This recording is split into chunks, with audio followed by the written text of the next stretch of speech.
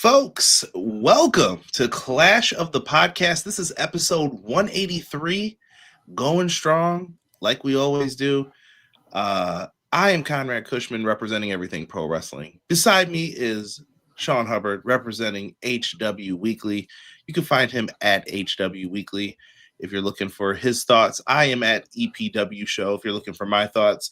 And together, when we combined our powers, we become Clash of the Podcast. Yeah. Brother. The mega powers. But we come in here and we're going to talk the latest and greatest in pro wrestling this week. Today's show is about WWE Elimination Chamber, and we're going to kind of talk about Raw. Like, I see stuff happening for Raw tonight, but they were kind of late with it, so we may need the chat or Sean, one of us. Yeah, we're going to have to look up what's happening on Raw because I couldn't tell you. So, yeah. With that being said, man, we are here. We are live. We're going to be talking some pro wrestling, and I'm just waiting for my cue. Only two things left to say. One, we're late because of me.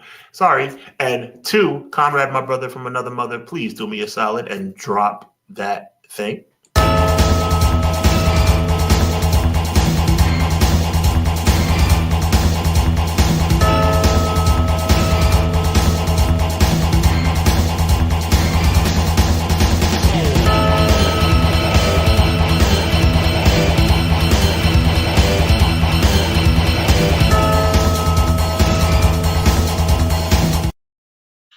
What is going on, everybody? Much appreciated. We're going to jump right into this. We actually have a lot of stuff happening today, so we're going to get into it. And I'm interested to hear Sean's thoughts because we didn't talk fully about every single thing that has happened thus far. I was sitting up here trying to navigate getting ESPN Unlimited that I deserved for 6 months, and they tried to do me dirty. Don't let the ESPN Unlimited do you dirty. But if you're in here, do us a favor, man. Hit like right now. It's the fastest way to support us, and it's free. It's just a click. All you do is done. You're through with it. Hit the like button. Yeah, real quick, I want to say this is not me promoting anything, but I don't want anybody to feel the pain that I felt last night going through like 5 hours of customer service to get what you. I'm going to say this one time and one time only because until they pay us, they're not going to get the full shebang. But I will say this. If you have Verizon Fios, you get ESPN Unlimited for free. Do not let anybody tell you otherwise. Conrad had to get me to buckle down. Shout out to Joel. Joel had to get me to buckle down and go for mine, bro, because I was ready to give up. So if you have Verizon Fios, do not allow them to not give you ESPN Unlimited for free. We are not affiliated by any way, shape, or form with ESPN. Right. Yeah, so we'll do that though. Yes. Yeah, like make sure you know. That's the last time we say that. Yes. Fight for your rights, you know. That's a good way to put it, exactly. Get up, stand up. What? Wait a minute. Okay, Conrad. Right. Wait a minute. I've never even heard you sing a reggae song before. I love reggae. You learn something new about your boys every single day. That's right. Put on that Sean Paul, might go crazy. There you go, brother. Paul, Hey. Wait a minute. Okay, CJ. Stop banging on the furnace. I love that, brother. No doubt, man. Let's get in here. Joel jumped to the top. He put in the $1 super chat. I gotta show him his love. Man. Appreciate it. Joel said, "Happy Monday to the two best guys." Joel, thank you so much, good sir. We appreciate that. Joel, it's good talking to you over the weekend, my guy. Conrad, UFC 326 this Saturday. I expect you to be watching. I co-sign. It is not just a fight night, Conrad. And when I say fight night, I mean UFC fight night. It's actually UFC 326. Conrad, I expect you to be watching. I'll do my best. All right. We'll see. Is there someone who I want to at least see get beat up? I mean, I think you'd be a fan of Holloway. Holloway, the BMF champion. All right. Well, we'll check it out. Usually I'll throw it on after Collision and see like the main events. So there you go. Yeah. I've been peeking in a little bit. I'm not Mr. UFC though. I don't like the antics of some of them. And Max Holloway, and actually Oliveira. You know what? If you check it out this weekend, I think you'll be pleasantly surprised. Okay. Thank you. And then he says RDR's on the card too. Okay, I might have to. Joel, don't go too crazy. The second fight, he will. The only he kind of knows Holloway. He don't know nobody else. Yeah. He might know Israel Adesanya though. Yes, I know. There I know you Israel go. Adesanya. Yes, it's just yeah, it just depends. It depends. I'm out of it. I used to be, like I said, back in the day, we could have talked this all day, but now I'm like, whatever. Best value in combat sports. Oh, you know what's funny? We're gonna be talking about that, Sean, and you're gonna see why I say what I've been saying. Oh no, you got some new info. All right, brother. Billions in debt. Okay. Billions. Okay. I'm with you. I'm looking forward to that. Clay Lewis popped in here. Appreciate you, Clay. He said, "What up, bro? How are you? My birthday is tomorrow, Clay. Happy birthday from me and Sean, man. Happy early birthday. Many blessings. Appreciate you, Clay. Clown in the house. Cleezy, 1-3-Z, 4-2-Z. It says afternoon, everyone. Good afternoon, Clown. I hope West Coast is treating you good. Send me some of those rays. California love. How's your snow? Did it melt yet, Sean? It's 90% melted. Okay, good. We're about to have a 60-day coming up here soon, I think. Lord. Oh, I'll take it. That sounds good to me. It's only one day, though. Buffalo is weird. I feel you. Quilly, speaking of Buffalo, he said, Conrad, Sean, and chat, your boy Sir Quills is back in and enjoy my two favorite bros, CJ and Hubbs, for episode 183 of the best wrestling podcast out today, Clash of the By God podcast. Amen. And then he gets into, I do not have a rating for Elimination Chamber because I did not watch, nor did I care. I was in the mood for a 4-match, 3-hour pay-per-view that drags, redundant occurrences, and unsensible booking nonsense. Go ahead. Superstars be poorly underutilized and wrongfully mishandled. Let's be real. I was watching Collision and the Sabres game. I can't be mad at Quilly for feeling that way. No, I would never. Like, hey, if that's how you feel, if that's what's being presented to him and that's how he feels, I can't be mad at him feeling that way. Yeah, I'm not going to argue that. Matt Lopez says, M. Leezy Fo Sheezy. Hello, good evening, everyone. Hope you had a good weekend. Let's kick the week off right with the two aces of our pro wrestling community. Thank you, M. Leezy, as always.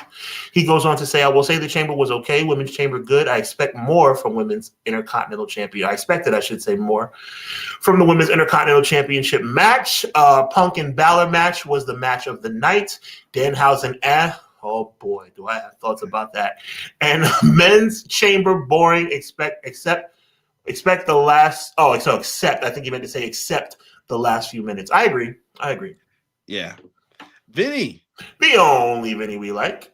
Says, happy Monday. I dozed off like 3 times. Yo, Vinny, hold on. I got to co-sign this as well, bro. Like fist bump, virtual handshake, whatever you want to say. Bro, I fell asleep during the men's chamber like 2 times. Like Rob will tell you I nodded off. Like I was sitting there. I was like, huh? What happened? What? And it was during the beginning eliminations, and we're going to have words about that as well. But yeah, Vinny. No, on game. I agree with you on game, 100%. Yeah, Collision, once again, so good. Yeah, Collision slept on, man, I'm telling you.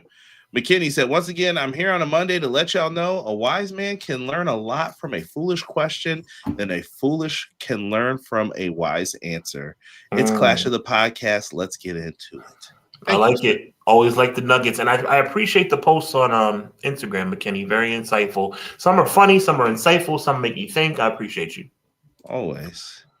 My guy. I underestimated how much longer the ESPN would make the PLEs with their 4-minute ads after every match. Yeah. James, my favorite troll. He says everything pro Wrestlehausen in the house. What's going on, James? Pro. Yo, James, I tried to join your message thing from PlayStation. Didn't work, brother. Let me know. Get at me, dog. Miracle in the house.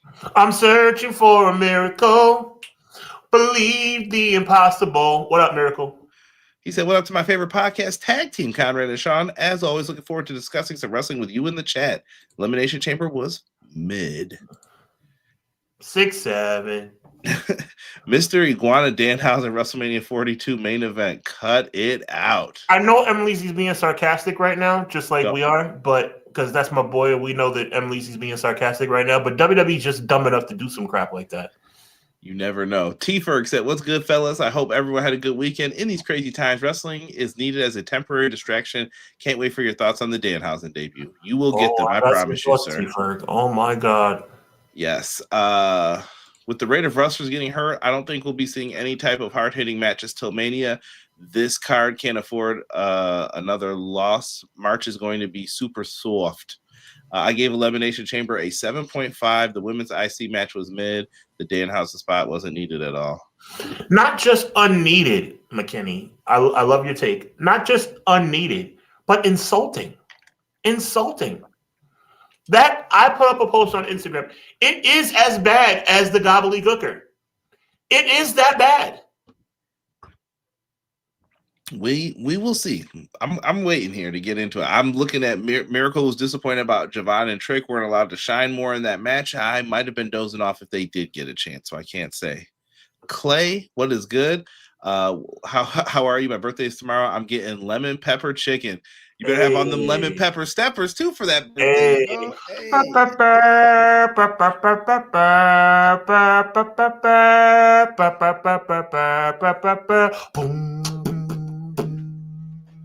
This is gonna be like the 2K version because we can't say it because someone else owns it. Yo. Yeah. Yeah. Got more punch in a bowl of juice. Like hey.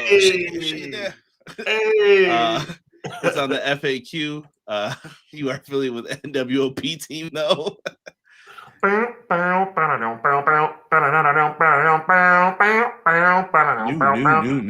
order. There you go. There you go, Conrad. B-Boy Skyline, what's good, Jay? He said, give Danhausen all your monies. Yeah, Danhausen's out here, man. BJ, what's good? BJ, what up? Let me see. Have we missed anyone? Ray Thompson sneaking in. He said, happy Monday, guys. Hope you had a great weekend. Hope you had a great weekend, Ray. Doug? Ray T from 3, and then Doug. Teach me how to Doug. Teach me how to Doug. Hey, everybody love me. Everybody love me. Shout out to my boy Doug. He says, another Monday, another clash. Conrad, Sean, chat, teach me. I love it. Yes. Joel says Triller TV will be carrying CMLL. He knows I love my CMLL. Yes, they're going to have an Amazonia's card Friday. I just saw. Can't wait to watch. Yeah, I'm looking forward to it as well. Always fun. I know some people said like they've been soft the last couple of weeks, but CMLL is always fun. I'm actually going to talk about a segment from CMLL tonight. There you go. On there. So definitely check it out. I actually want to make a mention of an announcement that was recently made. I don't know if we have you familiar with the announcement with HBK and NXT, and were you gonna? I know we had some issues about what we were going to talk about because it's such a jam-packed show. But the NXT announcement. No, I didn't. Are you talking about them keeping the show somewhere else? Yeah, I'm not happy. I'm not happy. That was part of WrestleMania weekend. Now it's not. It's like you can't be making these stupid changes all willy-nilly. Now I understand that they probably needed some more rest going into the next day because of the Hall of Fame. Oh, we got some. See, I knew that's why you're the best, Conrad. Give it to me. Conrad's thoughts are you're not selling out shows as much as you thought. Remember, NXT goes to St. Louis. Ticket sales are a little soft. We got to move the event. This, that. They want to sell it out. They're going to have to go to the smaller arenas. You can't be trying to fill up that big arena. And that's what WrestleMania was known for. So I think they're like, yeah, let's pull it back. Are you disappointed? Because I am. Are you disappointed that NXT will not be on that Saturday afternoon? No, I think that they've gotten wiser to their decisions with it. Okay, fair enough. I think when I went to WrestleMania 33, I went to NXT as well. And I thought NXT was so much fun. I had never been to an NXT pay-per-view at the time event. Or would it be a PLE because it was on the network? Whatever, it doesn't matter. I was there. I had fun. I enjoyed myself. And then I went to WrestleMania, and it was a big extravaganza. It was what it was. But NXT used to mean something, man. Sean knew. Back in, because I used to be excited for NXT. 100. I'm like, I better chill. Well, anyway, NXT will be 2 weeks earlier this year. Yo, Rob, chill. He woke up when I reacted to Logan Paul almost hurting Javon Evans. Yeah. No, that was bad. Yeah. That was bad. It looked bad. I'll tell you that much. Yeah, no one's going to WrestleMania next year, McKinney. If I see people at WrestleMania next year, I'm going to be looking at them sides a little bit like, you paid for this? Millennium Noob, man, what's going on, man? He said, I'm excited Rhea Ripley is winning the women's chamber. But the question is, where will that leave Io Sky? I'm guessing a match with Asuka, maybe. I don't know what they're gonna do. That's a big question. I hope they start figuring out the answers to tonight. You hope so. You'd hope so. Yeah. BJ said the rage I have towards WWE lately. So I feel you, man. I know I may be the minority, but I put my $30 and watched WWE for the first pay-per-view since the switch to ESPN just for the chance to see Danhausen. I know you're a big Danhausen fan, Clown. Nothing wrong with it. I'm curious as to the why behind it with Danhausen. That's why I'm really interested to hear that with Sean. Let me see here. I don't know if it's Fernand, if I'm saying it right. Fernando, maybe. Fernando Zayas. Fernando, welcome. We appreciate you being here. Stay for the conversation, my friend. We'd love to hear what you have to say. I'm just making sure that I got everybody here. Did I miss anything else? If I did, someone put like 2 stars next to it, and we will get into it. And Fernando says, I'm excited to see Rhea put us out of our misery, ending Jade's title reign. Oh, Lord. We'll see. We'll talk about it. Let's talk the chamber matches, shall we? I still have the graphics up from last week. That's right, because they started changing participants. I'm sure it made Sean mad too. So guess what? I didn't update the graphics because if you don't care, I don't care. And, I don't even know why you mentioned it. Everybody knows you are up on top of things. The reason why you don't have it up is because WWE are idiots. See, I don't know why people don't have comfortability in saying WWE are morons. I don't have a problem saying it. It rolls off the tongue. Clearly. Check out Sean's shorts for more. Oh my God. And my article about the predictability of the upcoming SmackDown. Yeah. Idiots. It's Stevie Wonder can see what's coming this Friday. Good old Stevie. Yeah, I mean, we know what's about to happen. Him and Ray Charles were like, I see that coming. Yo, chill. No, I mean that's please. Now, I did the Stevie joke a couple weeks back, but Ray Charles, we gotta chill. We love Ray Charles and Stevie. Rest in peace, Ray Charles, and long live Stevie. But let's call a spade a spade. How predictable can WWE get? Everybody knows it's gonna be a daggone fatal 4-way. Please. She take my money. Yep. All right, there you go. There you go. Yeah, this chamber match was very weird. My great prediction of Alexa Bliss went up in smoke real quick. They had Asuka hit the mist and ruin that very quickly. I was surprised by that. And Sean, your girl, Raquel, they made her, she was looking like a beast in there. For a second there, I was like, they might. Yeah. They might do it. This is coming from the guy who has one of his top videos is about him yelling about her smiling. Mm-hmm. Well, because she was annoying, but now that she stopped smiling, you see how good she's been doing. Sean called for the heel turn, and now he's happy. Stop smiling. She didn't get the job done, man. It came down to Tiffany and Rhea, and Tiffany was the wrong choice instantly. Like as soon as it came down to her, and I think Tiffany looked better in this match. Like I think her updated look looked better versus how before. I'm a big gear person. I thought her gear looked better, but Rhea Ripley, man. Once if I saw SmackDown from when me and Sean did the show last week, I would have changed my prediction. And multiple people I told that to. Right. But Rhea Ripley, man, it was the right call in my opinion.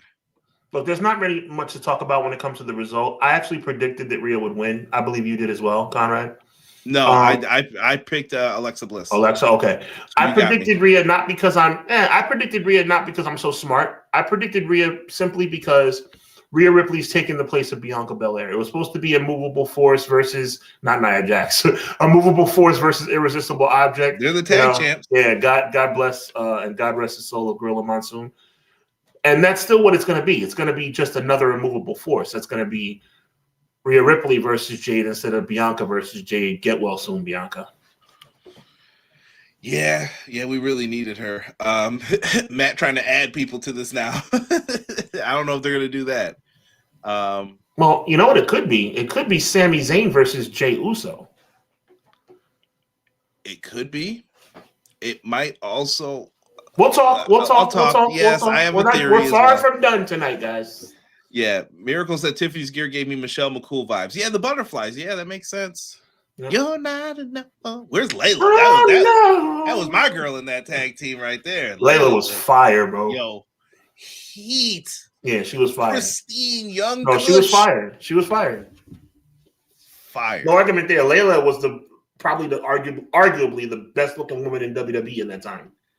Yo, word up. Right. And I don't know how Regal pulled that to be his manager too. Right. I was like, Regal called in a favor. Fired. She was fired. And I like that tag team too. Shout out to Vinny. No, I like that tag team too when they split the women's title. That was actually pretty good. Yeah, for sure. Yeah, look at chat. Look at this. We're having a moment right now. Quilly knows what's up, and so does Vinny. Like, yo, I'm not gonna go too deep into it. You know, shout out to my girl, love you, but Layla was fire, bro. You're not enough for no. Hey, see at first. I don't remember the rest of the words. It's a vibe though. It's a vibe. Yes. Yeah. Oh, Piggy James was definitely that was cringe. Super lame. Cringe. And you know they didn't do that. That was creative. Yeah, that was cringe. Yeah. Yeah. I love it, man. Look at Layla was the team. I love it, man. There you go. Layla done found herself a little fan club over here at EPW. There you go. Shout out to Layla. Yes. And shout out to Layla L to be exact. Yes. Rhea Ripley, man, she's going to WrestleMania. She point at the sign, get your fireworks off, do your thing. It happened. I think it's the right choice. It does make WrestleMania probably to some feel very ho-hum, like, oh, okay, we're doing this again. No, you know what? From a perspective of somebody who always gives WWE a hard time, I'm going to be fair and say that I like this choice because it is a Bianca replacement. And I mean, we're all speculating, but we all thought that would be the match, Bianca replacement. And the most dynamic type wrestler that could replace Bianca to go up against what they're trying to build into a mountain in Jade Cargill would be Rhea Ripley. 100%. Like, I think that's the best move that they can. Yeah, I mean, it's the best move in this case, I think they made chicken. You know what, into chicken salad, but there is situations coming up we're about to talk about where I think they did the reverse. Ooh, interesting. But yeah, I think it's going to be, we have two solid women's matches. I think it's just going to be what it's going to be, in my opinion. Yeah. Like, I don't have an issue with it. We'll move on here to the Women's Intercontinental Championship match. By the way, I gotta call the announcer out on this. You gotta think on your feet when you're doing this, right, Sean? Mm-hmm. If you were doing the announcement, tell me how you would have announced AJ Lee. Just go through it. I think I know where you're going, but I may be way off here too. From such and such New Jersey by way of Chicago, Illinois. Yes, okay. Yes. I figured that's what we were gonna. Yeah, dude, hit him with the Rick Martel. Yeah. Like, now residing in Chicago, Illinois. Yeah. I would have been like, from such and such New Jersey by way of Chicago. Yeah. That's all they had to do. I just thought that was a little small thing that I was like, oh, I wish they would have known that. And I'm not mad, but it was just like, oh, if you would have did that, I think it would have made it that much better. Yeah. What did you think of this match on the Women's Intercontinental title match? The announcement of the match made no sense anyway. But, I mean, once the match was in the ring, I got to give them credit. I think it was actually the best match of the entire night. Bell to bell, that is. Bell to bell. Oh, James, great question about that, too. Might have to come back to that. Yeah. Maybe. Does it matter? I don't know if the brand split matters, too. It doesn't matter. It doesn't matter. Well, first of all, it doesn't matter, period. Well, his question is, you think Netflix is thrilled about Rhea moving to SmackDown? I know, I got you. Let me give you some flowers first, Conrad, and say, hashtag what draft, right? But in this case, especially WrestleMania season, James, they go back and forth. Lame, but yes, they do. Yeah, B just said the new announcer is atrocious. Someone else said that while we were watching the show as well. The MVP of the women's match was Jessica Carr. Yeah, interesting. I thought that played a big factor in it. I'm sure Becky is going to accuse Jessica Carr of something tonight, like, you have it out for me and blah, blah, blah. Is that her Mania match? Like, so you're in this, Sean. AJ wins, right? Becky looked like a fool. She takes the turnbuckle pad off. Clearly, AJ moves like I don't 3 seconds before, and Becky still just flies into the turnbuckle pad, gets caught in the what was it, the Widow's Peak or something like that. Yeah, she gets caught in the octopus stretch. Man, I ain't going through all this. The octopus stretch. She taps out. GG, game over, and she wins. How do you move forward with this, Sean? Like, what do we do here? Like, AJ picks up the win. She's the new women's Intercontinental Champion, but do you set up a new match for her? Do you think it's her and Becky one more time, like, to end this feud? It's a virtual guarantee that there will be a rematch and there will be a stipulation. It's a virtual guarantee. How Jessica Carr gets faded into it, I don't know. I know that Jessica Carr is a wrestler at heart, but do you want to have her make her debut at WrestleMania? I don't know how I feel about that. I think it's going to be a WrestleMania match between, AJ and Becky, and it's going to be some kind of stipulation. And the stipulation I would go with, chat, and you guys let me know what you think. I would go last woman standing. That would not be awful. When's the last time we had a last man standing match at WrestleMania? Have we? That's a good question. Matt Lopez, we're looking at you, brother. Yeah, Emily, this is your thing, bro. Yeah, let us know. Have they done one at WrestleMania even? Yeah. Joel feels different about Mark Nash. He says he's amazing. He called Top Rank for years. I think he's excellent. Oh man, Dave Meltzer was heavily criticizing Mark Nash as well. Didn't know that. Rhea is just visiting like Bianca last year. Yeah, just showing up. Yeah, pretty much. Let me see. So Ray saying Becky versus AJ in a cage match. Ray Thompson makes a good point. Last man standing, I admit, was a little bit ambitious on my part. Last woman standing. I think cage match might make sense. Yeah. But the bottom line is, I think we all agree, Conrad Cushman, that there has to be a stipulation. Yeah, it's the final match in the feud, I would assume. But then again, like I said, I could see this like you build to a match with maybe Becky. Maybe they have that much confidence. Jessica Carr used to be a wrestler. Like I'm about to just put y'all on game. I just said that. No. But I'm telling y'all that she trained at the Dudley Boys School. She's been in matches on, was it Evolve? She did matches. Evolve, yeah. She's wrestled before. Like you guys know this. Is she bad? Probably not. She made it to WWE. I don't think there's any issues with it. But I have a big problem, and this is just a personal thing, Conrad. This might be one of those times where you say, Sean, calm down, relax. It's not that serious. Thank you, Matt. I have thank you, sir. I have a big problem. Chat, let me know if you agree. And again, I'm going to repeat myself. This might be one of those moments where you say, Sean, relax. It's not that serious. I despise, and that's a big word. I despise people making their debut at WrestleMania. I don't think it's acceptable at all. There is no way, with the way these men and women work hard, and this is me. This is coming from a WWE. I don't like WWE, but the wrestlers have nothing to do. The wrestlers are the talent. I despise the idea of somebody coming off the street theoretically and getting a wrestling debut at WrestleMania. It's unacceptable. Fandango, I like Fandango. Fandango, Lawrence Taylor, like whoever, bro. I don't like it. What about From Parts Unknown at WrestleMania 12? Yeah, Hunter. Yeah. Oh, well, I mean, that was stupid, but that wasn't his debut. I know, it was like it was his re-debut. Okay. Yeah. So that you're cool with, just not. No, God rest his soul. I'm going to say God rest his soul 3 times so people don't think I'm being mean. God rest his soul. God rest his soul. God rest his soul. I was never a fan of anything the Warrior did. Yeah, prime example right there, bro. Like, that was so silly. Pay your dues type stuff, Hub. I agree. What about Bad Bunny? Miracle? That's a tremendously good example. Let me explain. And I'm going to say this very, very clearly.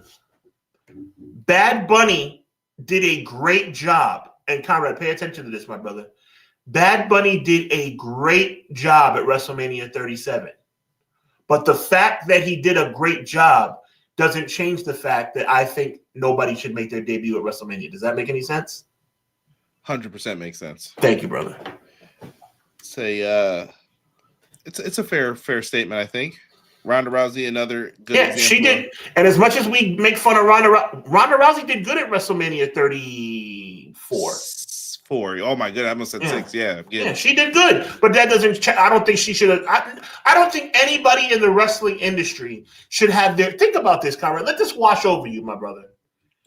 Your debut at WrestleMania. Well, there's only one place to go from there. It's like, did we really think Fandango would have a great career after that? Like, really? I think Fandango was doing good till that concussion happened.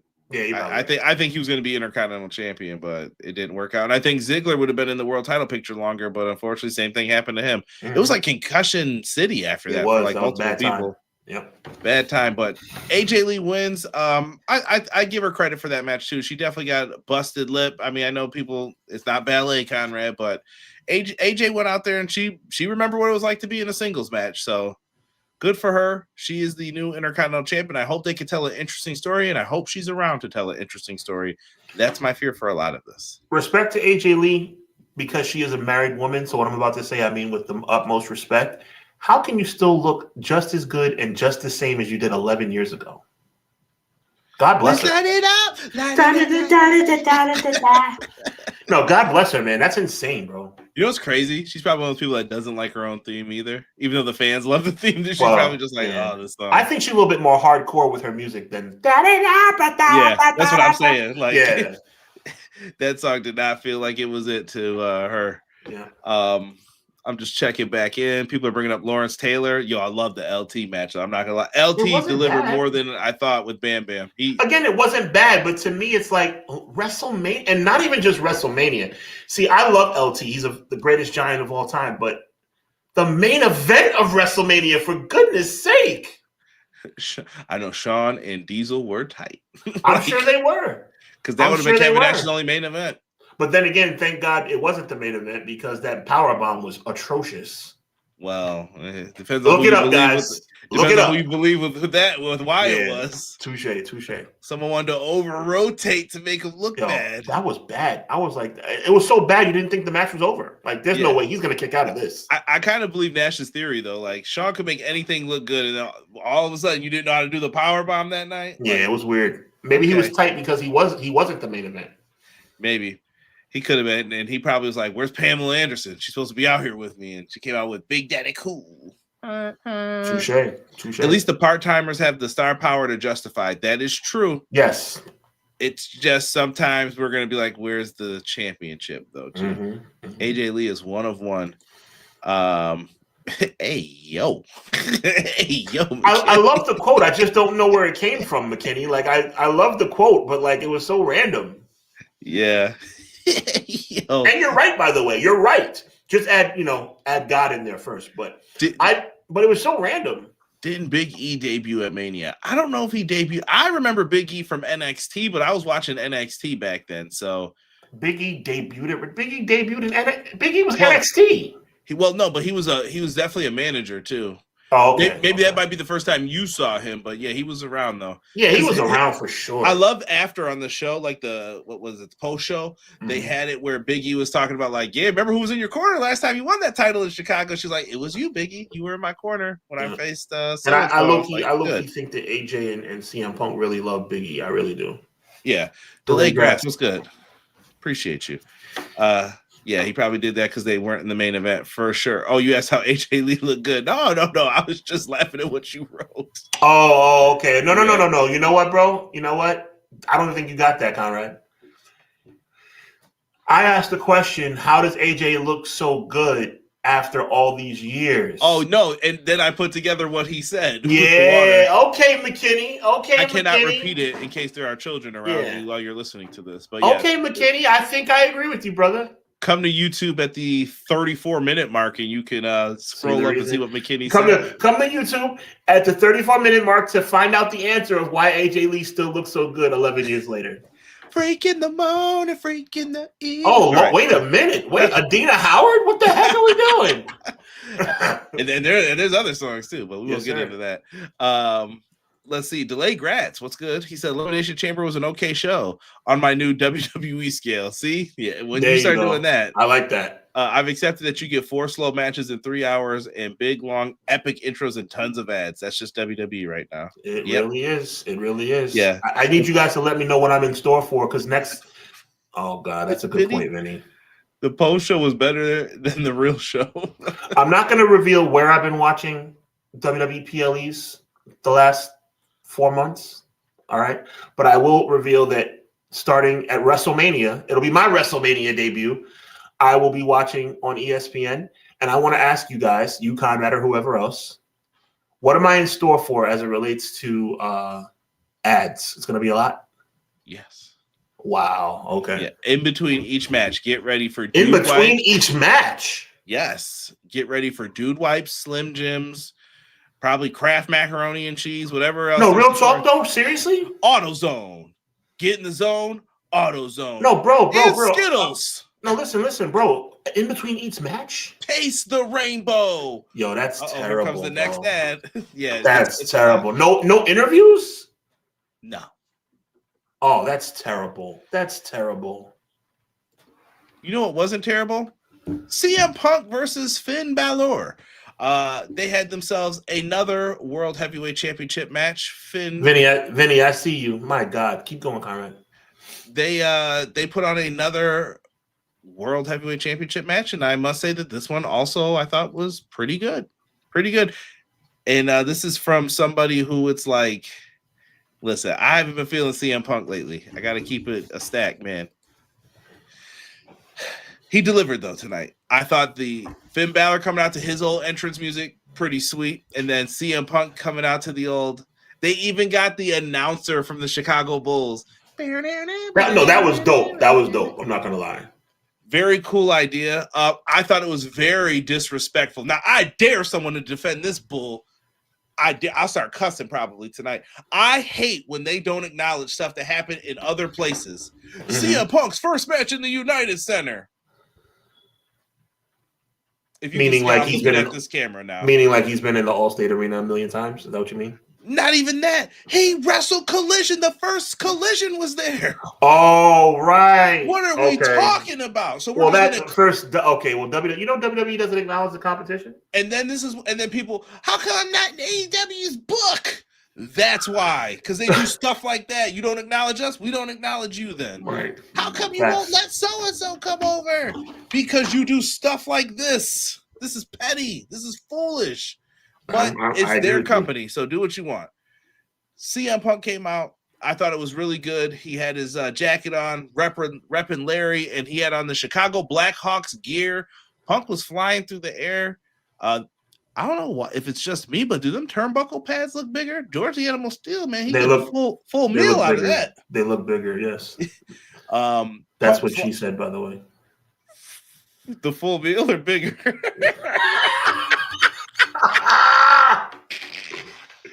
Either way, brother. Either way. That's a knee slapper right there. That's a knee slapper. Unbelievable. Right there. But I thought they came out, and I thought that they did fantastic. Why do we? Inappropriate, man. Just having a good time, though. Inappropriate, but not inappropriate enough to get kicked off the air. Yeah, no, of course not. Yeah. Yo, SC, welcome to the chat, man. Appreciate you. Bro's gonna get surprised by ads. Yo, you might be right, man. Facts. Might be right. I mean, look, I'm excited to see what the presentation is going to be. I mean, I could always go back and watch Chamber since I missed it. I can watch Chamber on ESPN like today just to see what it looks like. But I was really interested in seeing like, okay, is it really a better? My question, Conrad, is it a better? Again, I'm not going to say where I've been watching it previously. I'm sure you all can put 2 and 2 together. Is it a better viewing experience on ESPN? I've only watched one on the Vipin side of things. Right, I actually happened to be in Canada for the first one, so that's how I actually got to watch it. Like, I was in a place where they had Netflix, and I was like, "Oh, cool! I could watch it in Canada and see what it's like." It was fine, but still lots of commercials. Like, you can't really avoid these commercials at all. So, wow, that's a shame. Yeah, they're gonna be a lot. Lugs, I remember those. AEW did it first. I was laughing. Bully Ray, this is going to be bad as soon as I read this name, on Busted Open said it was great when he said the CM Punk Michael Jackson entrance. He would. He would. AEW doesn't exist in WWE's fictional canon. Yeah. Kyra, why would you acknowledge AEW? You know better than that. They had a chance to pull the Kane and Stone Cold, shock the world. Yeah, they didn't go with what Sean said.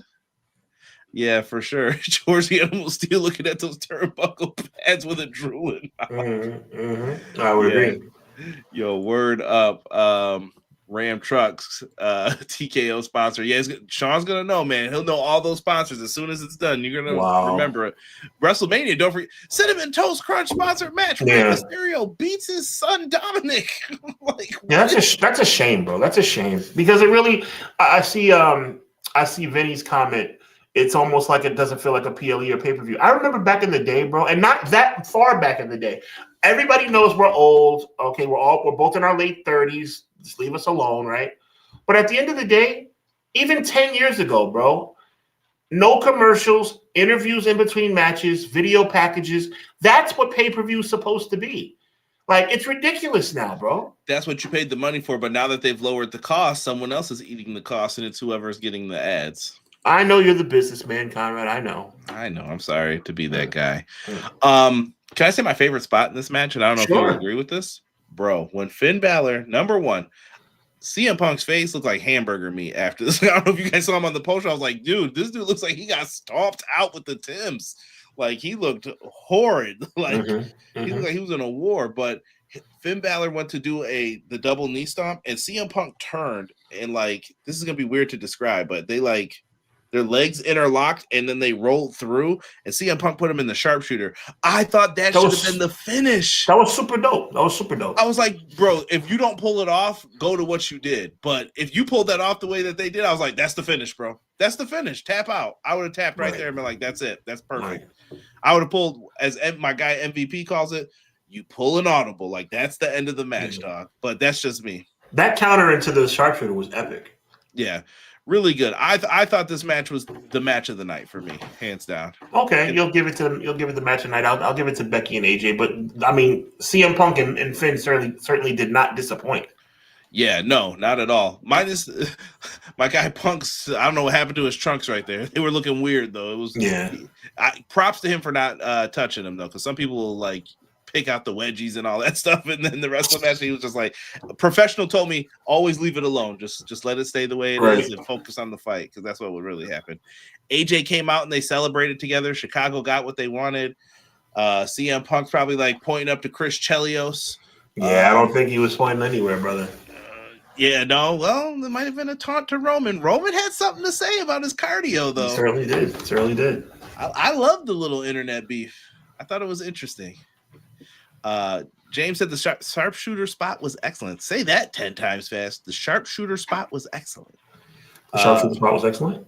Yeah. Brett was smiling seeing that for sure. Yeah, definitely was good. I had fun with that matchup, and this is the part I've been looking forward to the most today. And now for your chance to go to WrestleMania, even though your real chance to go to WrestleMania should be the Royal Rumble, and it should pretty much not that part yet. Oh, jeez.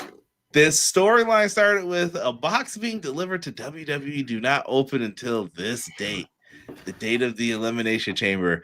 Nick Aldis and Adam Pearce come out with crowbars, and they pop this thing open, and then all of a sudden, a little puff of smoke pops up, little poof, like Orange Cassidy style puff of smoke. If you watch AEW, you know what I'm talking about. Just like, and his is supposed to be funny, which it usually is. This, I don't know how it comes off, but I was just like, okay. And then you see some baddies coming out in the face paint, and here comes, it's Danhausen. They had like a coffin inside of there, and Danhausen comes out in the red and yellow. And brother, it was weird. They like cheered at first, and then it turned to like, boo.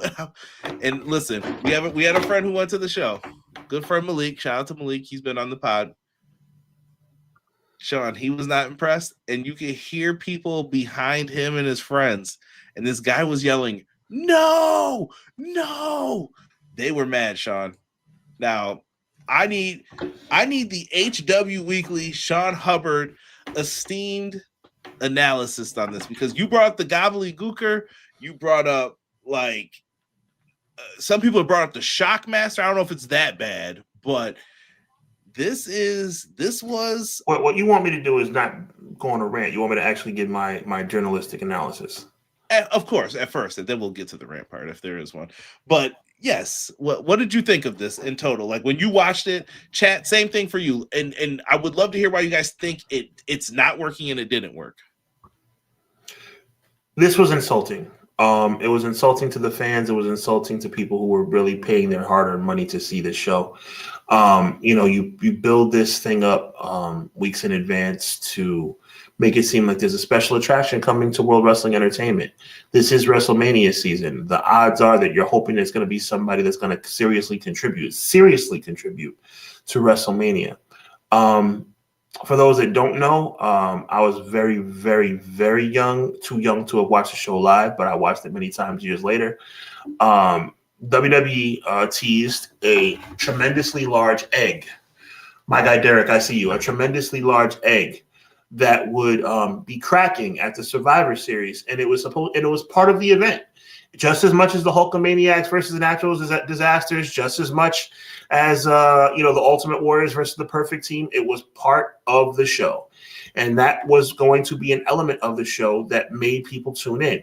And even Mean Gene Okerlund, God rest his soul, all he did was what he was told. God bless him, but it was stupid. He was talking about how it could be the Playboy centerfold. He was talking about how it could be a famous actor, a famous football player, somebody that you don't really know, see coming. It could be anything, and it turned out to be the gobbledygooker.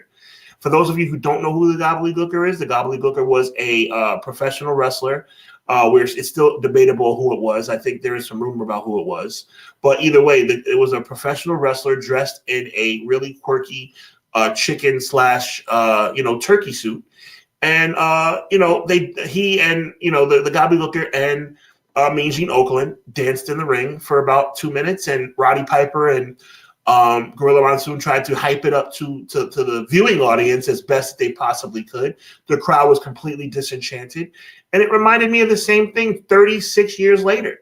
We're talking about Danhausen, who is a comedic character during the most serious, most important part of wrestling in its calendar, WrestleMania month, WrestleMania season. And it turned out to be Danhausen.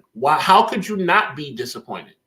And I just remember watching it and saying to myself, that's a shame. It wasn't no hatred, but it was like, that's a shame. That's a letdown. Because there were so many rumors. It could have been Jericho. That was a reach. But you know what it also could have been? It also could have been a videotape exposing who attacked Jacob Fatu months ago. It could have been anything that could have tremendously enhanced the storylines that you're trying to get ready for in the next 8 weeks. But no, it was Danhausen. And the fans responded not so much in kind because it was a corny outcome. That's my analysis. I am loving what a lot of the chat said. I put in the chat, I've always heard it was Hector Guerrero, who was the person underneath it. I could get into why I think they meant to do that, but I saw some people who don't like Dave Meltzer, but I do believe sometimes he is right on some of his theories and why he subscribes to some of those. I missed this one, Quills. He said the mystery crate turned out to be Danhausen. Of all the people, this was booed out of the building in Chicago. That probably would have been worse if this was Philadelphia. That's for sure. You would hope people couldn't think it was Jericho, but I'm sure some people did, though, like Sean said. Like, I believe that some people, that's what they expected, because, like Vinny said, imagine paying $200 for this, or Delay Grat said it. Imagine those people pay big money to be there, and you're like, you gave me Danhausen? You made the box reveal, Conrad. You made it part of the evening. That was a segment on the show.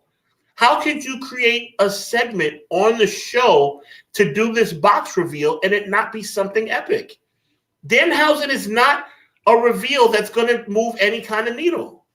I think you can't afford to have stinkers anymore with how much you're charging for these events. They're going to be criticized harsher, in my opinion, for how much you want for them. Miracle said, well, to be honest, they had mid-carders gather around for weeks, and that's what killed. Yeah, I agree. Once R-Truth and then we're backstage speculating about the box, I was like, yeah. Kind of realized it was going to be, right? Yeah.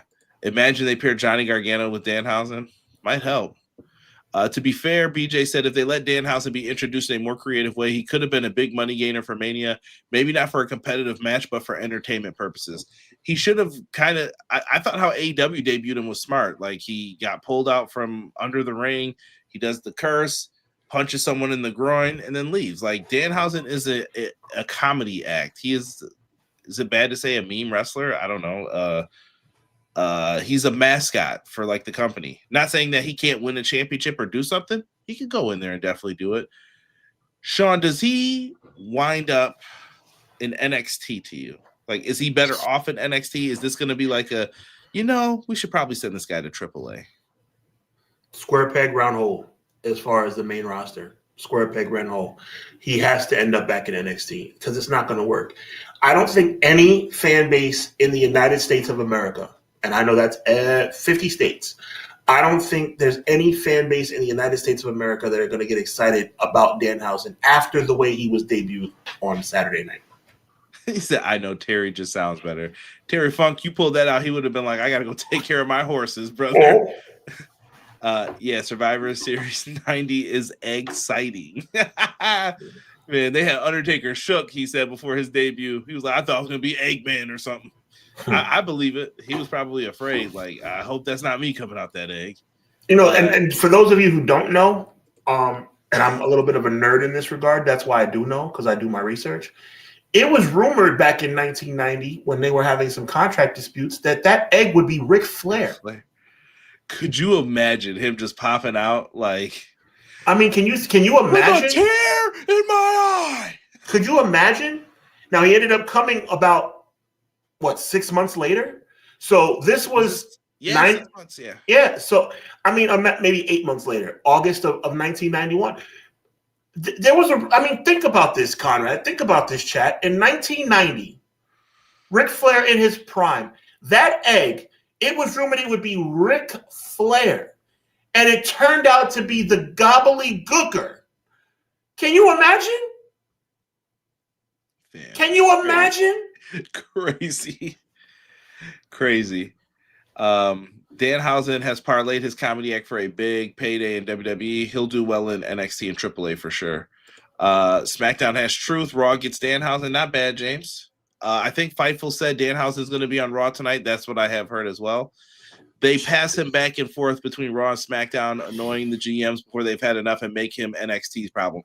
I like that idea, Cloud. I like that idea as well. And I think you can salvage this still, Sean, in my opinion. So this is Conrad's 2 cents on it. Sure. I think this is salvageable, but you have to let him speak tonight. You have to let Danhausen just be funny so people know this is the character, this is what it's about. I don't think people get the teeth thing. Like, for people who yell about where's the video package, blah, blah, blah. If someone didn't know, they wouldn't have known that. Like I said, I know who Danhausen is. I get the bit. I'm not the problem. It's going to be those other folks, but I didn't hear any crying about it. But people were more disappointed than anything anyway. But I think this is still fixable. We don't have to throw the whole car out yet. We don't have to throw the whole meal out. Put that steak back on the grill, all right? You undercooked it. I like Put it back on the grill. That's it. With egg yolk in my eye. When you're looking for the chicken coop, you call me. I'm here to scramble things up. Woo! Yo, Miracle, knowing the history right there. September 9th, 1991, prime time with Bobby Heenan. Miracle's 100% right. Bobby Heenan started talking about Ric Flair a couple of weeks prior through SummerSlam, but the debut was September 9th. Good job, Miracle. BJ, I think he's quoting something that Flair said. I would have stayed Spartacus at that Jim point. Hurd. Shout out to Jim Hurd. Yes. No. Meanwhile, where is Royce Keys? That's a great question, sir. Doing podcasts with Stephanie. That's Steph now. Oh, I don't know if you caught that memo. Steph McMahon. Let us get into. I'm all grown up, and I'm listening and learn. Yeah. Learn. Yo, Conrad, you nuts, man. Yo, so the men's chamber as quickly as we could have put Jey Uso in here because Jey Uso earned his spot into this, right? If you're dealing in kayfabe aspects of pro wrestling, Jey Uso is probably owed a world championship match now because he lost this spot. But we'll get into that at another time. So Jey Uso is taking. You'll be surprised by my take on that. Logan Paul is in, which I thought was also like, okay, we're doing this. So Logan Paul ended up in this match. Sean, how'd you feel about that? Because you're the Jey Uso guy on here. So I'm fine with it. You were okay with Jey Uso being the guy pulled out. I'm fine with it. I'm fine with it because Jey Uso should have never been, or was never scheduled to be in the match in the first place. I have no problem with that. Jey Uso. He'll up to Bronson Reed, by the way, if anyone's wondering what we're talking about. Bronson Reed was technically supposed to be in that match, and they had to call an audible on the fly because he got injured. I believe he hurt his shoulder. Yeah, he tore his bicep, actually. Thank you. You're welcome. Look, I'm a Jey Uso fan, but I'm also real. That's why you know when I say Jey Uso deserved to win the title at WrestleMania last year, that it's real. That's why when I say that he deserved to beat Braun Breaker for the Intercontinental Championship, it's real, because I'm going to tell you something real right now. As much as I think Jey Uso should be a little bit more respected, Jey Uso was never supposed to win that match on Monday to qualify. So I have no problem, just like if you look at my TikTok and my YouTube, I have zero problem with Jey Uso being attacked in the back and losing his spot. I'm going to tell you another reason why. Well, what we're about to talk about in a few minutes, I'll tease it and then we'll go into it in greater detail. The person who the intruder with the black mask needed to attack, considering the fact that Braun Breaker was already out. Best in the business for this. Right. Braun Breaker was already out. The scheduled reveal of the Masked Man was scheduled for Elimination Chamber. If Jey Uso was in the match, the person that the Masked Man, follow me on this, the person that the Masked Man needed to attack would not have existed. The Masked Man has no issue with Jey Uso or Trick Williams or Javon Evans or Randy Orton or LA Knight. No issue. He has an issue with the Vision. And if the Vision is not represented in the match, then how can we get the payoff? Now, the way the payoff was given to us leaves a little bit to be desired. But Jey Uso being eliminated on SmackDown and entering in, whether it be Logan Paul or Austin Theory, either one, made the most sense because you had to have the Masked Man get his revenge on somebody that made sense. Because had he not been in the match, there would have been nobody to attack. Touche. Let me know your assessment on that. No, I thought what you just kind of explained it to me where I was like, oh, okay. No, that makes sense. Like if I was listening to a podcast, I'd be agreeing with you. I'm like, that totally makes sense because that other spot wouldn't have made sense at all now. Who's he going to come back and attack? He doesn't have problem with anybody in the match. If Jey Uso's in that match, the Masked Man has no problem with anybody in the match. This is why Sean, one of the best in the business, folks. This is why he's sitting right here.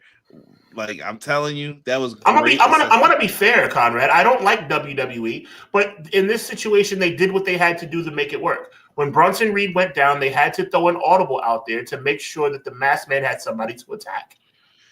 Yes, and that was Cody's entrance. Well, with me, they ended up doing that.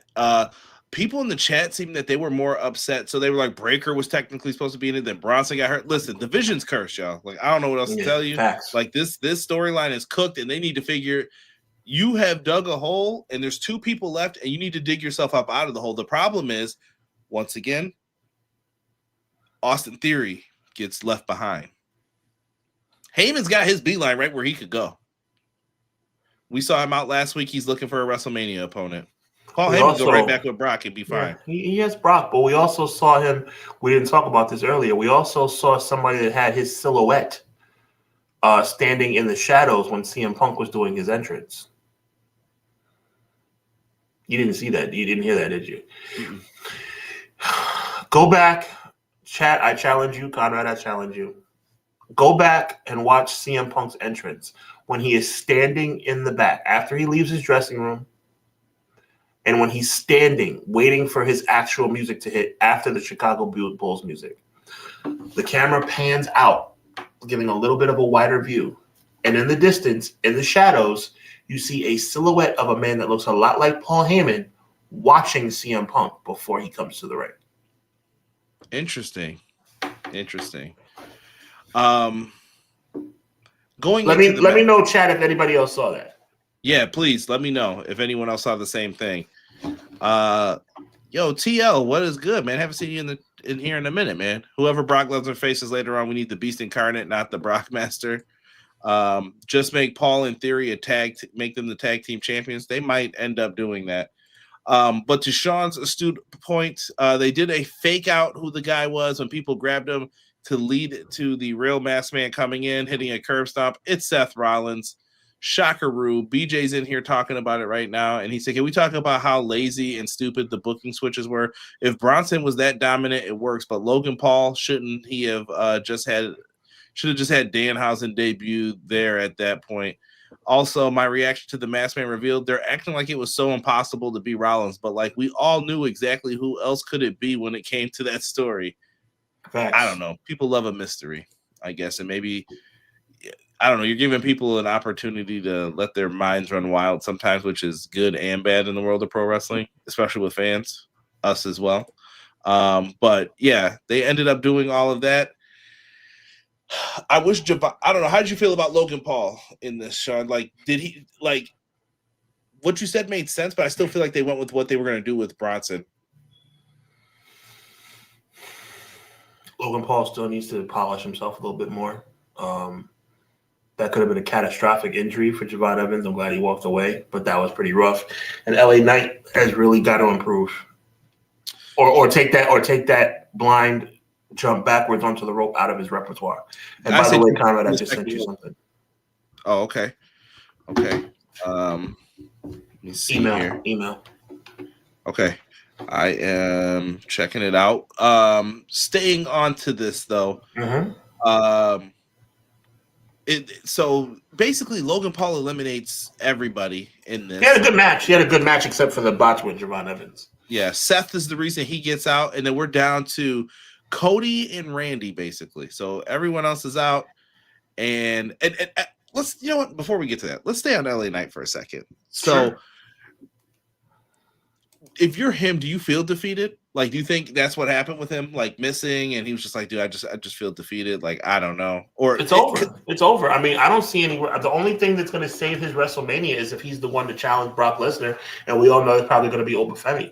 I mean, it's really disappointing. I mean, I think you talk about Jey Uso's window being closed. At least, thank God Jey Uso won his match at WrestleMania. Thank God he got that one title. Because I don't know if LA Knight's going to get his. I'm very concerned about LA Knight, and you should be too. And chat, you should be too. Huh, good find there with the picture. I wish I could have pulled it up, but yes, no good find. Yeah. I like it. Respect, man. I do my homework. I know you're a student of the game. I am as well. No, listen, honestly, during that time we were making pizzas, so I remember I got up to go check. Like, and you let me know that does look like a Paul Heyman silhouette. It does. I mean, a very muscular Paul Heyman, but you can do a lot of things with silhouettes in the background. Muscular? I don't know. He looked kind of big. He looked kind of stocky. Okay, maybe so. But somebody's watching CM Punk. That's all I know. Maybe it's the suit. Yeah. You know, somebody's watching CM Punk in the shadows. Best that we chill on mysteries for a little bit. You ain't wrong about that, SC. You ain't wrong about that. I felt bad, though, for LA Knight here. And like you said, I don't know what he's going to get. No matter what, he's in the feud with them as well, which sucks. Like, he's stuck with this group that everything is messed up. He keeps trying to do things. The Money in the Bank picture is going to me, it's him or Sammy would be the two people who need it kind of at this point. But we'll see. Sammy has to find himself in championship match by Backlash time because I think we're going to get a reveal regarding him. We'll talk about that. So let's go back to the finish of this. While the chamber door was open, I don't know how this door stayed open this long and people were acting clueless because Logan Paul just went out after being eliminated by Seth. Seth's leaving. Drew comes in and clocks Cody with the title. He ends up getting hit with a crossroads into an RKO. But Randy Orton, bro, wasted no time. He was like, "Oh, Cody, wouldn't it be ashamed if?" He was like, "Never again." Pinned him. He's like, "Didn't I teach you anything in Legacy, son? Didn't I teach you anything? Don't trust it." And Randy Orton said, "I'm going to WrestleMania." He pointed to that sign again for all of the many times. Randy Orton gets the win. Now, afterwards, I'm not going to lie. I got to give props to Nick Aldis. He sold this. He was mad. You ruined it. You ruined it. I just think of the old Austin Gomez McMahon. one. Yeah. And I always laugh at this. You ruined it.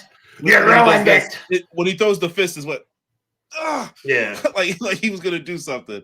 The Nick Aldis says he ruined it. So now Drew is going to be facing Cody. And I'm going to look to Sean again for his expertise. He can give you a little preview of his article here.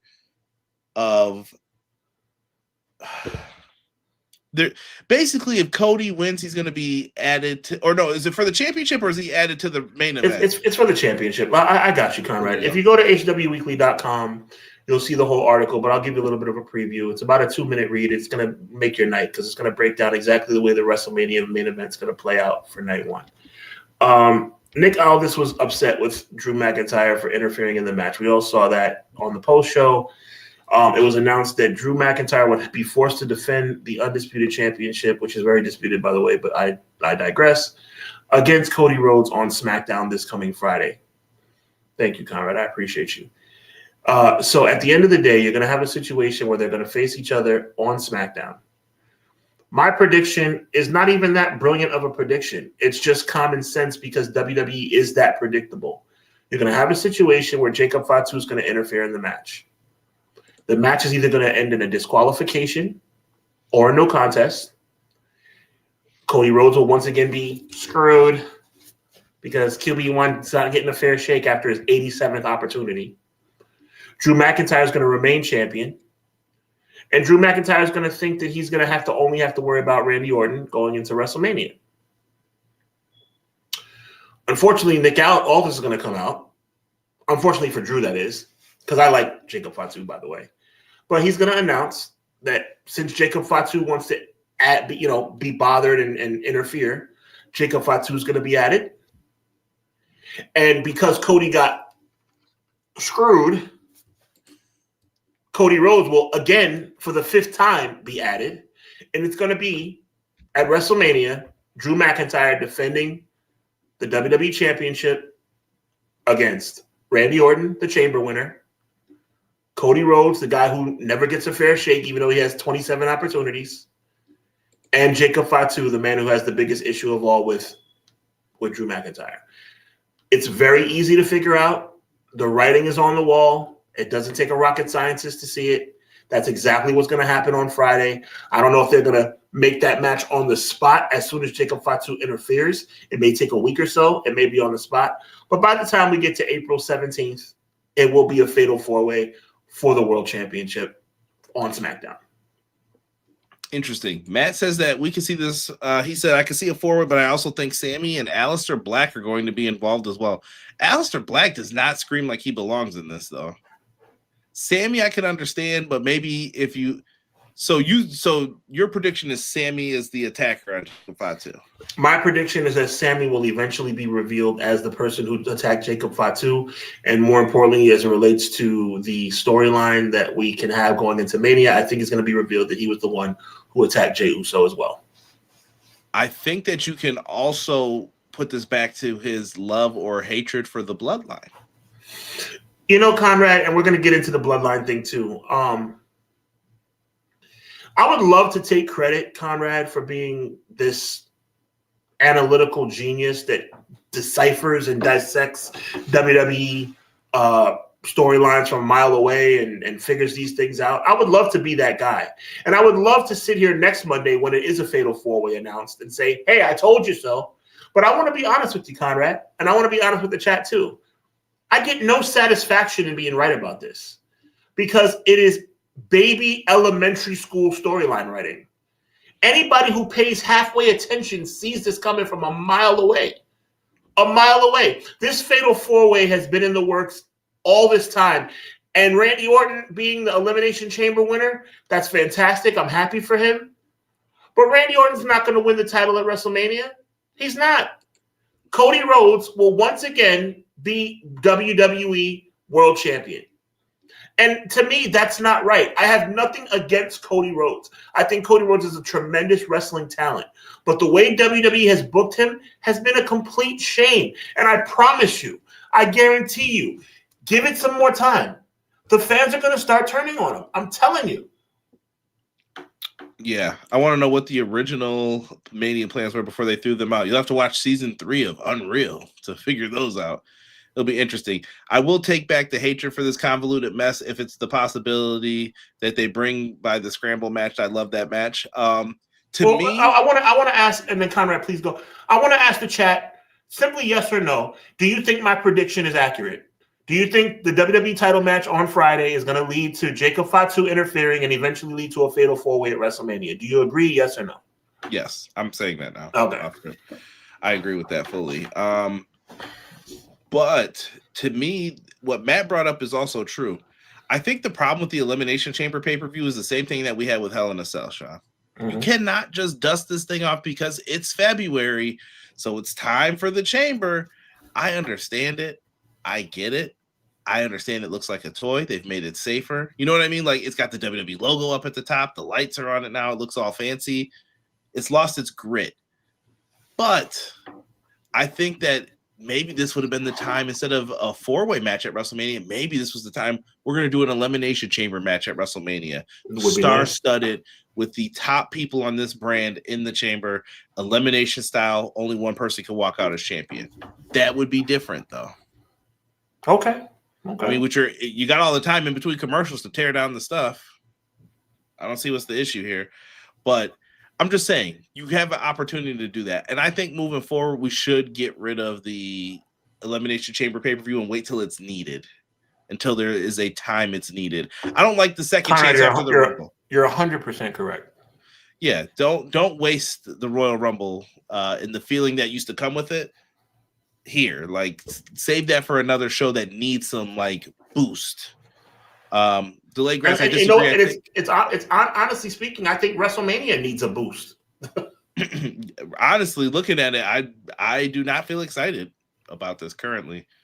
That's just me. Let me see here. Yep, saw it from the longest time. Rhodes versus Orton down the line. TL says, I agree. Only in the match McIntyre retains, though. Do me a favor. Let's talk about go ahead. Let's talk about Ray. Yeah, Ray says yes, but they will delay and put off announcing the four-way for a few weeks. Of course. That's possible. Delayed Gratz, I have no problem with the disagreement. I'm going to read Delayed Gratz's comment. He says, I disagree.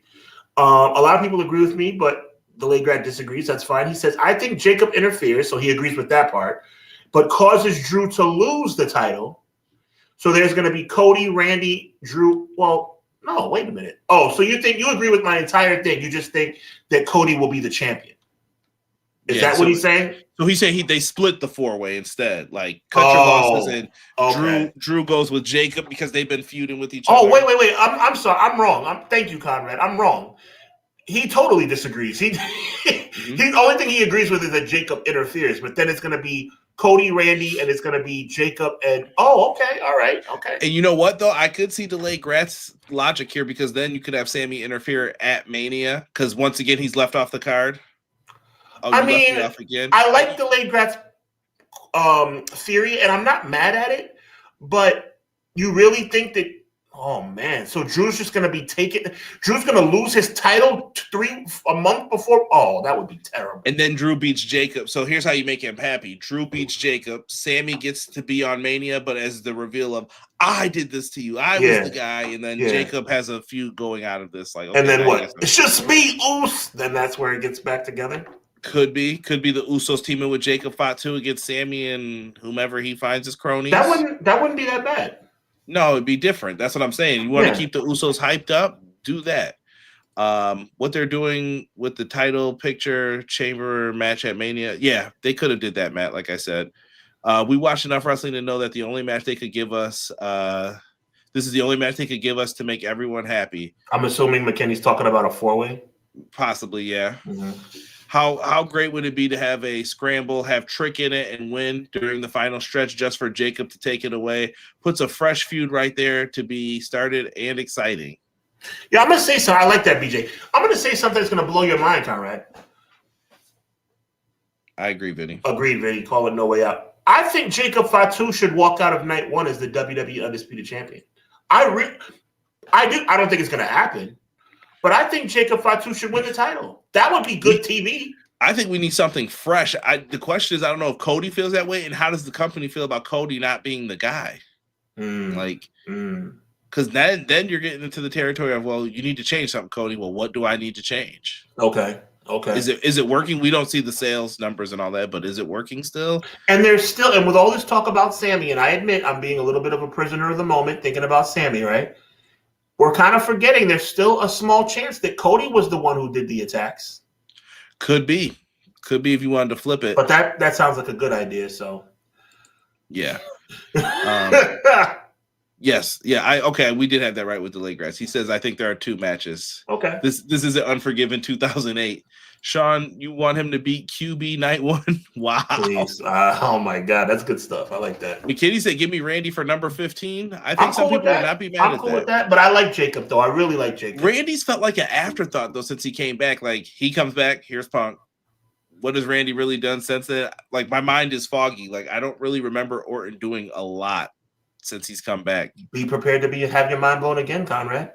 That's why I give WWE credit. Let me tell you something. There's so many bad things that happened on this show, but they did get a couple of things right. They made the adjustment with Jey Uso, and I think having Randy Orton win was a good idea. Yeah. Best now, the only thing I would say, and I'm going to ask you this question, I think the answer probably would be Logan Paul. With the injuries, there was 2 options. Jey Uso getting attacked and Logan replacing him. Jey Uso getting attacked and having Austin Theory replace him. And obviously, we can see the writing on the wall. It's going to be Seth versus Logan at WrestleMania. Would you have rather seen Seth versus Austin Theory? No, I think Seth should do a tag match. I'm just of that belief at this point. No. But we're not talking about – no, I agree with you. But we're not talking about what we want. We're talking about what it looks like it's going to be Logan Paul versus Seth. Yeah. I mean, that's it unless you could get Braun back. Okay. I'm talking about Breaker. Okay. AEW Fan Hub, what's good, man? Never apologize. You guys are all welcome. Hop in. Let me see here. McIntyre should have retained and had the babyface run that was denied of him in 2020. You never know. That still might end up happening. But yeah, that was the Elimination Chamber. You know, I want to talk about this for a second. I'm being selfish. Go ahead. Where does my boy? Because you have to admit, I've been very fair about Jey Uso this evening. I agreed that him being attacked made sense. I agreed that him not being in the match made sense, right? I've been pretty fair. So now I want to be selfish. Where's my man going to end up on? Where's my boy going to end up on the show? Tag title defense at Mania. So nothing to do with Sammy. Nothing to do with being attacked. Not yet. I wonder if that's going to be the backlash stuff. Okay. You know, long. Because my girl was like, "Are you mad that?" My girl was like, "Are you mad that your boy got beat down before he got to the match?" I was like, "No." I was like, "But I want to know what's going to happen next." There you go. How do you feel, Sean, overall with this show, though? I don't know what to say. I would say it was a C+ show. This was a night of moderately good storytelling, some good wrestling, and a whole lot of patching together holes because of injury. That being said, I'm giving the show a C. And that's a high C because I think WWE did a good job as it relates to getting the injury situations where they did the best they could. Because Seth Rollins was going to be in that trailer outside of the United Center no matter what. So we had to figure out who was going to attack, and I guess Logan Paul's the only one left. Yeah. And sticking with this WrestleMania talk, we did find out that WrestleMania, Saturday, April 18th, 6 Eastern time. The first hour is going to be on ESPN2. And then Sunday night, what are they telling you here? This is the real night. Yeah. 6 Eastern Standard Time, first hour is going to be live on ESPN. So I want to make a fun prediction that you're going to probably see the United States, and I'm not happy about this. On either one of those nights, the United States Championship is going to be defended. in the free hour. And I think on the other free hour, you're going to see something like, I don't want to say the Usos because that would really piss me off. That would really piss me off. Finn and Dom, maybe? No, that would piss me off too. How about MFT defending the tag titles? Because I don't want to. Because my God, can we make Mania special again, please? The Wyatts deserve better than this, Sean. I'm gonna. You know what I'm saying? Mello. I'm not happy about this. Mello versus Trick because they deserve to be on the main show. Mello versus Trick, free, and MFT versus the Wyatts, free for the tag titles. Oh, you're saying they get 2 matches in? Yes. Okay. Cody is the Tom Dude boy while Roman Reigns is their usher. You gotta chill. Because I understood that reference. What if the attacker is Kevin Owens? I don't think Kevin's ready to come back yet. It'd be something different, though. That would be dope if that was the case, but I don't think he's ready. Yeah. Does this mean I have to flip between the actual channel and then the streaming app? No, you can just watch on the streaming app, I believe. Yeah, I just think it's for people who want to see it. Yeah, and I think it's in the illustrious smart words of my colleague and friend Conrad Cushman, it is a power play to get people to order Unlimited before the actual pay-per-view starts. There you go. Yes, thank you, Clown, for reiterating that. AJ Styles, Sean, I'm back with this photo again. They don't want none. They don't. They're really scared because they can't really want none. Yo, Conrad, you've been on it all night, bro. Yo, shout out to AJ Styles, man. He called it a career in Georgia. I don't know why they did this, the dumb way that they did this. Like, it's just weird. But AJ Styles came out, and this is where he kind of took off the gloves. They had the whole roster come out. And I thought that this could have been an angle, but they didn't set up anything. AJ thanked his family, gave props to his wife, which I think more wrestlers should do. Like, people don't understand while they're on the road wrestling, there's someone at home dealing with the homework, the problems. And I'm just trying to remind you that these are real people too. Like, the homework, the problems. Daddy's bleeding on wrestling. Like, what's happening? You gotta get ready for this too, Conrad. When you become the biggest face in all the podcasting, man, you gotta be prepared. Yeah, you cut it out. You gotta always be like giving props up to the family for the stuff that they did. And is AJ's career over? I don't think so. I think he's still gonna get in the ring again, but it's just when is the question. And I feel like AJ's excited to help people. I personally felt like the Hall of Fame thing was kind of pushed onto him. He can say whatever he wants, like, oh, I wasn't going to do that. But I felt like, okay, here comes Undertaker. His new job is to announce the Hall of Fame stuff and book AAA. What a revolutionary idea. I had my last match against you, the Boneyard match. Me and Derek were talking like, yo, remember them chicken fingers from that day? They were good. We were eating chicken fingers that day. That's hilarious. That's hilarious. Yeah, I was like, yeah, those chicken fingers were good, bro. Watching that match, but it was a fun match. I really liked that match. I thought that they did a good job with it. Nice. Sean, we're here looking at AJ. Do you think AJ ends up going anywhere? I'm calling this. AJ goes into the Hall of Fame, like they get announced for him. And I believe immediately after that, TNA is going to come knocking and say, you're going in our Hall of Fame too. That's another year off. Well, he's already in their Hall of Fame. I don't believe so. No? Okay. So I think TNA is going to come knocking and saying, Bound for Glory, would you like to be our guest of honor? And AJ will go there and talk about his time in TNA, you know, the good, the bad, and the ugly, hopefully. AJ's going to say, you don't want none. Nope. Hey, Dixie.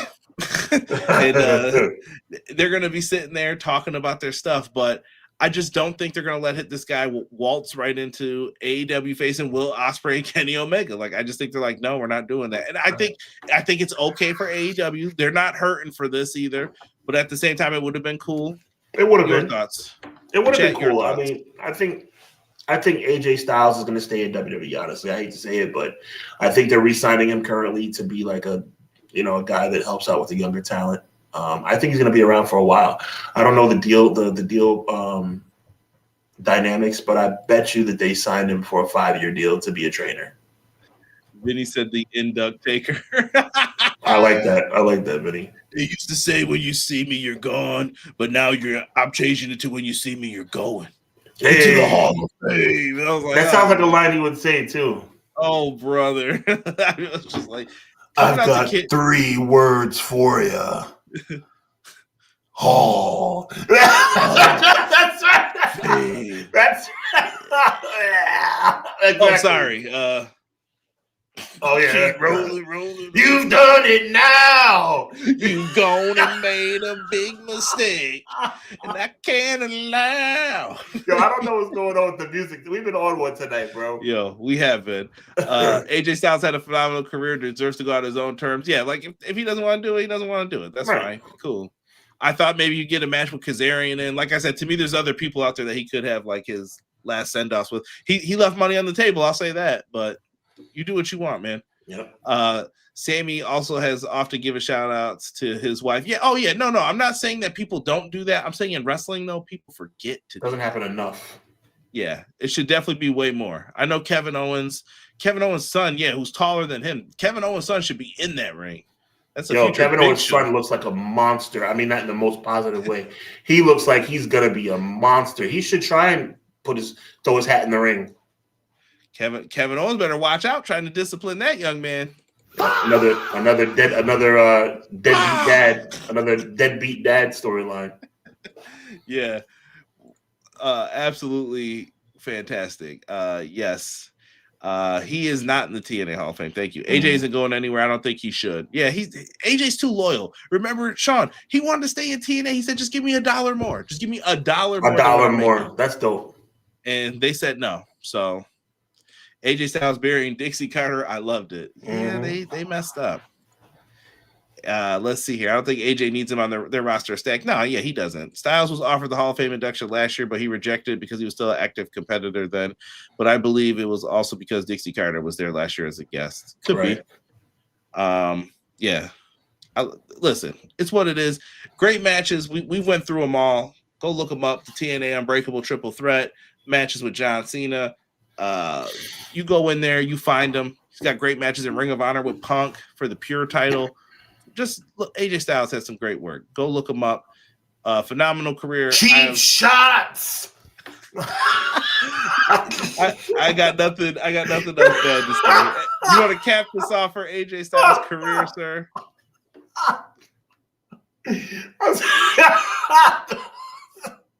This guy right here. Things will never be the same. Okay, all I can think about are bad pay-per-view endings with Undertaker getting screwed and him having like the bike chain around his neck or something, bleeding. Like, we gotta be better than this. All right, so no, AJ's one of the greatest to ever do it. I mean, one can only imagine. I'm not going to say wasted because his TNA days were amazing, but one can only imagine if he was in WWE 10 years earlier. But I don't think that's AJ Styles' fault. I think that's WWE's fault. And I think WWE got 10 years of AJ Styles, but I don't think they got their best 10. And I think AJ Styles, if we'd seen AJ Styles in WWE even 5 years earlier, but it's just a credit to AJ Styles. He got there in 2016. Past his prime, or at least on the back end of his prime, and still had a fantastic career. Hall of Fame is much deserved. I'm very happy for him. Yeah. And coming off New Japan, I think it made it even sweeter. It sweetened the deal for WWE. And speaking of that Hall of Fame, today, Undertaker appeared on a podcast, and we finally, Conrad and Sean rejoiced. I sent this to Sean as soon as Rob sent it to me. I was sitting at the gym. I was getting my pump on, and then I feel, wham. I'm like, who interrupted my music? Here comes the axe, and here comes the smasher. Weird, damn, but that's it. Yeah, listen, Rick Derringer got his money, bro. When I was playing that Legends and destruction, roaring and rain. Yo, when that song played on the N64 version, dude, the moment I ended that stream, Rick Derringer had the copyright claim on me. He was like, hey, I heard what you played. I want my monies. I was like, my bad. But Demolition is in.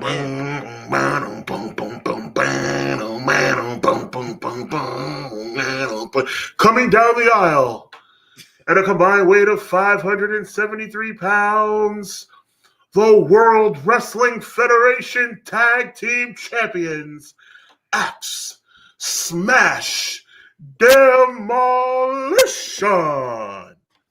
Well done. Oh. That gives me goosebumps, bro. Yo, Not even that. Conrad's going to share a funny Demolition story. Demolition can use this if they want. Demolition! Okay. Somebody already sent us a thing like, book Demolition on your podcast. I'm like, I don't think I can afford that fee, brother. I already know what that is. But Demolition, young Conrad, let's go back to the age of 3-4 years old. That's all I'm in preschool. And listen, for show and tell, I was a huge wrestling fan back then. So what did I bring in for show and tell? I thought that these guys having the face paint was the coolest thing in the world. I went to a Catholic school. Remember this. I was the first ever preschool class that this Catholic school ever had. So we're sitting there. Rules aren't really rules yet. They don't know what's going to happen. I bring in these guys. And I might have even had Crush at the time too. But I know I brought in Axe and Smash. So I'm like, oh, yeah, this is Demolition. I bring in a different wrestler every time I did show and tell. That's what's up. So I bring them in. But looking back at it, what do you think the teachers were thinking when they see people in these outfits that are totally inappropriate? Very confused. Yes. That they probably got from a local store that deals in certain activity. Yeah. Activity that would not be approved of by your parents. Yep. And I brought it in thinking it's an innocent toy. And I was like, hey, listen, man, don't be bending their arms this way and that way. Like, keep them looking all right. Like, don't mess them up. Don't be turning their heads backwards. I brought in the masks with it and all that with the little studs all on it. That's fantastic. Cool. I probably mortified the nuns and all of them though. They came in and saw what did he bring for show and tell this week. I love it. Oh, terrible. I've told that story many times, but I love it. That is fantastic. The Hall of Fame class, man, this is shaping up to be a good one. They're trying to really make sure I like this one with Steph McMahon in it, man. They are trying. I'm all grown up. Yeah, and I'm ready to learn. Yeah. But Steph, McMahon, the Prince of Phenomenal, AJ Styles. They don't want none. Demolition. Who's going to induct these people in, Sean? Like, who makes the most sense? I mean, obviously Triple H for Steph. Oh, please. You know Triple H is going to induct his wife. AJ Styles, I probably Here comes the money. Oh, here we go. Here comes the money. That's never going to happen. Dad. money. For AJ Styles, you know where I would go? I would go like I don't know, maybe you can go Bullet Club, like whoever's about, maybe like Finn. For whom? No, for AJ. For AJ, you could. You know who would be pretty good though? What about John Cena? It should really be Christopher Daniels if they could get him or Frankie Kazarian. But if not, if you have to go strictly WWE, John Cena's the guy, I think. Yeah. Perfect world, though. I don't know if he's available. And then Demolition, that's going to be tough, man. Is there anyone around? Brett, if you could get Brett, I think he would do a great job with it. Yeah, Brett would be cool. Trying to think. It's tough because so many of our heroes are not with us anymore. Yeah, if Mr. Fuji was around. I almost called him Master Fuji. Yeah, he was Master Fuji at the time. Yeah, that's his name. Show him some respect. Yeah. Well, listen, he wasn't my master. I'm just saying. Now you're doing Yoko's music. That's right. That from the Polynesian Islands. That's when Fuji was taking them soft bumps. I need old Mr. Fuji in the suit. Yep. I like BJ's idea, the New Day, but like that'd be cool, like a tag team vibe. Yeah, and then the Usos could come on and be like, "Yeah, well, we broke y'all's record while you talking." And then you know what? There, man. How about let's go with the Usos? How about that? I'll just say the Usos just to be selfish. AEW Fan Hub came back with a good one for any chance it's Dixie. Maybe, but I don't think so. That would be for shock and awe. It would be cool, but I don't think it's going to happen. Imagine if WWE is still uncensored during the S word chant towards. Oh my goodness! No, they will not let that happen. Yeah, I don't think so. Someone said Joseph Park. That would be good. Park. Hey, I'm not mad. Brett, I hate everything in my heart. We know Sister G about to do it. Yo, chill, Derek. That's hilarious. Yeah, R.I.P. to Crush. If Crush was around, I would even suggest Brian Adams. If you don't get your Royal Rumble from Honolulu, Hawaii, accompanied to the ring by the Macho Man Randy Savage. You have to hit the Real Nation of Domination theme with PG-13. We go. are the nation. We're live in color. Don't miss the man, cause we'll bum rush your mother. This is what I'm saying. It's for real, not playing. Farouk is the man to hit your knees and start praying.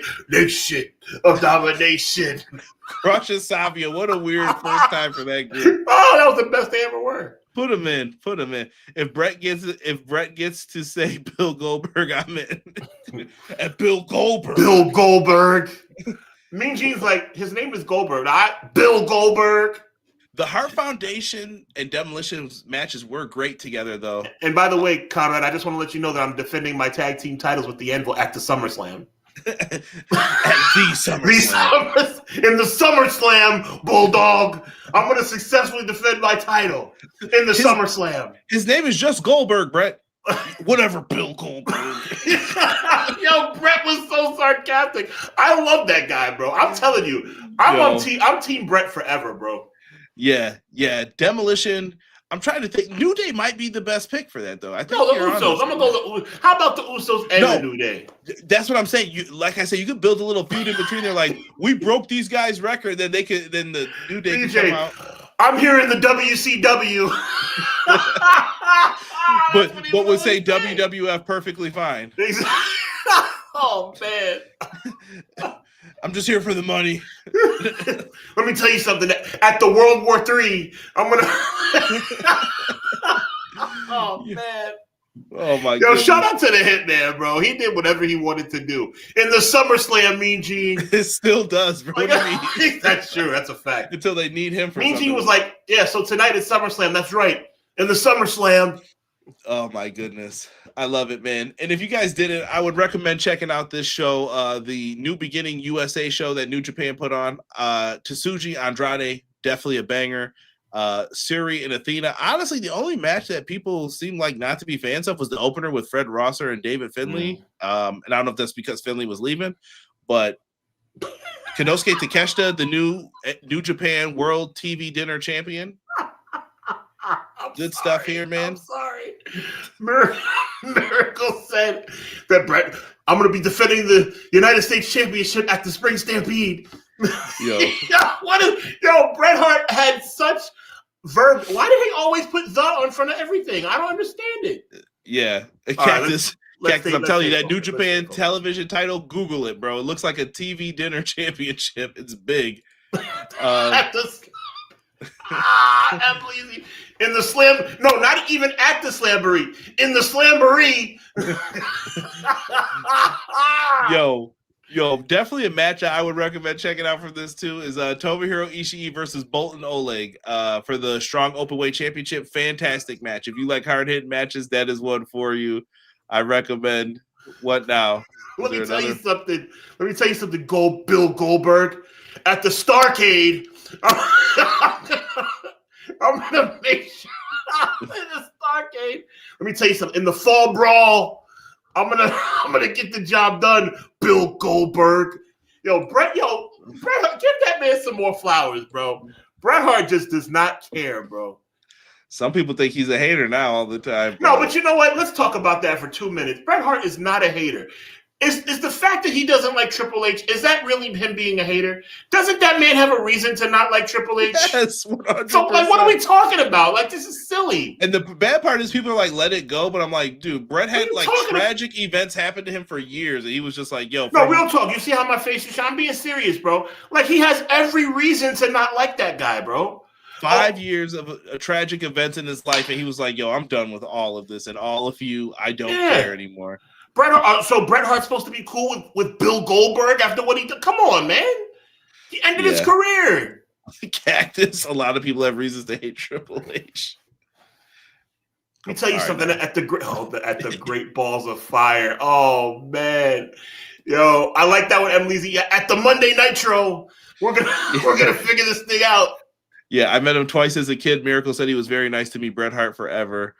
BJ said he said it was a 4 out of 10. That when he said that, dude, that is forever a meme. Triple H is wrestling 4 out of 10. I was like, but let me tell you something. And how real? Let me tell you something. Everybody talks about the eye roll from Vegas last year. Oh, that's some gangster crap, bro. At least he's real. You can't say Bret Hart's a fake person. Oh yeah, dude. I can feel the tension with Triple H and certain people. Triple H and The Rock and Bret Hart are the top ones. And guess whose side? Guess who were friends back then? Bret was telling Rock what to watch out for with them because he knew the games already. He did. He knew the HBK. I love HBK now, but he knew HBK and Triple H were hating on him. Yeah. And they were protecting themselves and getting their people. Yo, how did we start talking about this? This is why I love this show, bro. Yeah, we were just all because Demolition got put in today. That's where it started. That's where 2K. No, that's another one. That's another one. What? Let me tell you something, Mean Gene. The Anvil and I are gonna make flatliners out of Action Crush the Demolition. Yeah. Put Demolition into 2K26, bro. Please. Oh, of course. That would be epic. Yo, they'd be tag team champs forever to me. Let me tell you something, bro. I'm gonna tell you something that's gonna blow your mind right now. Chat, Demolition, Legion of Doom. In WWF terms, right? Yeah, I always like Demolition better. Always. Oh, we're WWF kids though. That's true. That's true. Like I was like, I don't want to hear none of that. But as soon as LOD showed up, then they didn't matter no more. And they got phased out almost immediately, bro. Yeah. CMLL. I told you we were going to talk about this. My boy Johnny Casejo / Nitro / Lucha / TV. I don't know what this man's name is everywhere.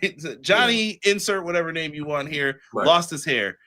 We could all see it was time to let it go. And this was the best way to do it. I thought he did a good job. And this is how you do a shaved head angle. This is how you should look afterwards. Don't do the cutting bits and pieces. And I know they're sweating and they get stuck in the. I call it the double J haircut. Yeah. SummerSlam. Yeah. Get those scissors out and just go to work. And instead, it's not supposed to be where you lose the match to X-Pac Double J, and now you have a fresh fade. It's not the way it's supposed to work. All of a sudden, your hair looks better now, Jeff, and you lost the match. Right? Johnny Sins now. Yeah, Triller TV, Joe, I watched it on there too. Yo, fantastic show. Like I said, is it one of their top shows? No, but the place was packed. People were enjoying this, and I thought it was really fun. This and New Japan were on at the same time, and I was double screening it, bro. Super fun, like I said, and I thought both shows delivered. And hair versus hair in CMLL, you're going to get a finish, and someone's really getting their head shaved. And one time there was a draw, and I was like, oh, I guess neither are going to lose their mask or get their head shaved. No, they both had to drop the mask when somebody loses a hair versus hair match, we don't expect the person to lose to get a shape up. Yo, Jeff Jarrett. Johnny Baldy works alongside Trevor Baldy in AEW. Come on now. Wow, that's funny. Yo, got my man Ricochet getting roasted.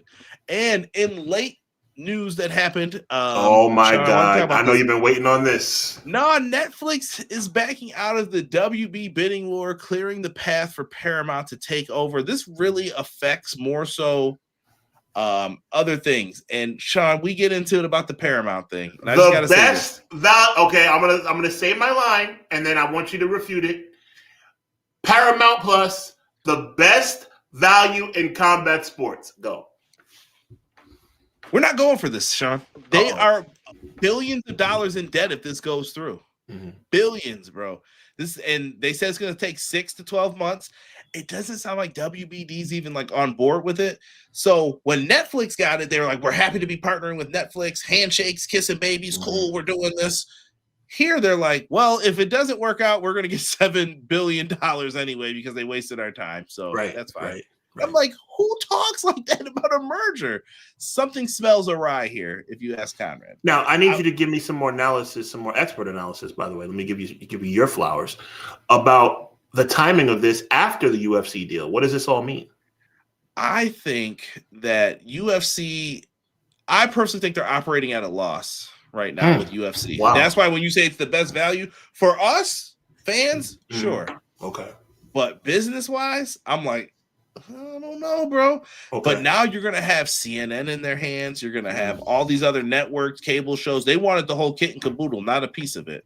So now HBO Max may be Paramount. HBO may be a name that no longer exists. We're going to have to wait and see what happens with it. So if it were up to Conrad Cushman, and he is the president, CEO, and operator of Paramount, how much would you have charged for UFC pay-per-views? Because UFC, for people who don't know why I'm saying it's the best value in combat sports, currently you can get Paramount for $13.99, and it includes pay-per-views from UFC that normally would have costed $80 if it were still with ESPN. So if Conrad Cushman was in charge, those pay-per-views would cost a little bit more, we'll say, more than what they are now. But it's a great way to get people in. But the price hike is coming. And when they buy this, you think that price is going to stay the same? No way. No way. A big point by Joel. In other countries, they still pay for the pay-per-views. Right. So if they're making the money, I don't know how popular UFC is on a global brand, so I can't speak to that, Joel. Maybe you can. And M. Leezy says that he would charge. I'm assuming M. Leezy, you're saying it would still be $13.99 for the subscription, and then you have to pay $10 extra for the pay-per-view. That's not bad, though. That's what I'm assuming he's talking about. P Plus will be $20 by year's end. I believe that. Maybe. I believe it. Australia and Europe, yes. There you go. Got to get into the market in Asia, though. But until there is a price hike, Paramount Plus remains the best value in combat sports. I will let you get that line off. I'm not mad at it. That is what they will do, and that's what they will continue to do. But because there was a time about 1 million years ago that WWE had the best value in combat sports. Now, arguably, it has the worst. Tonight, Raw, I've heard is going to be Danhausen is going to be there. It'll be main evented by Dom and Penta. We got 3 minutes, but I want to talk real quick about AEW with this. Sure. How do you think this fares for AEW, though? To me, AEW they're going to have a hard time with this. I don't know. I just don't find. What do you need another wrestling show for? And do they get the 10% that WBD owned into AEW?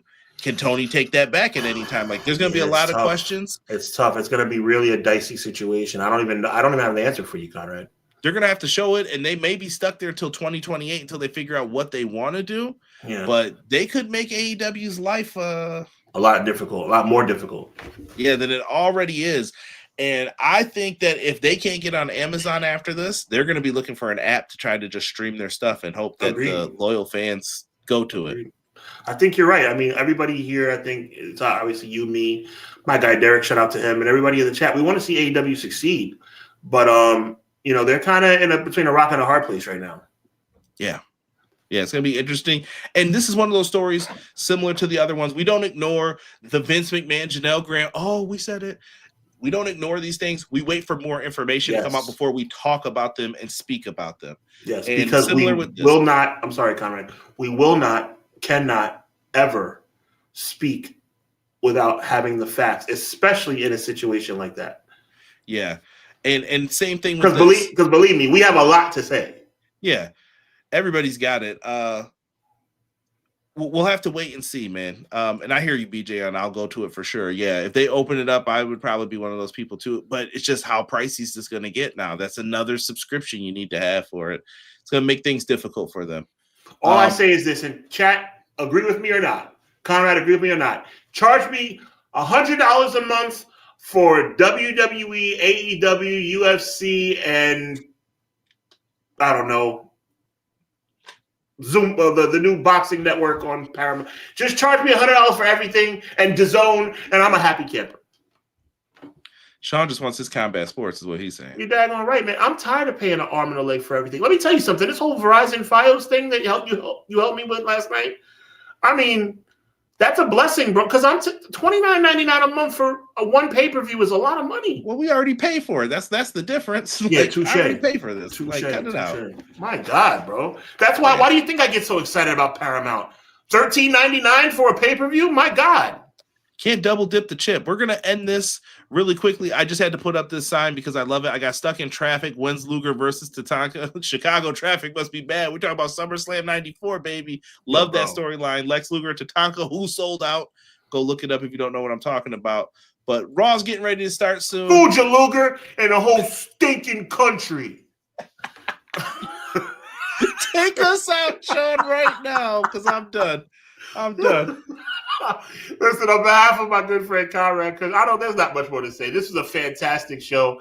You already know what it is. Wednesday nights, 10 p.m. right here on EPW. You're going to have the AEW review show with my guy Derek and the one and only Conrad Cushman.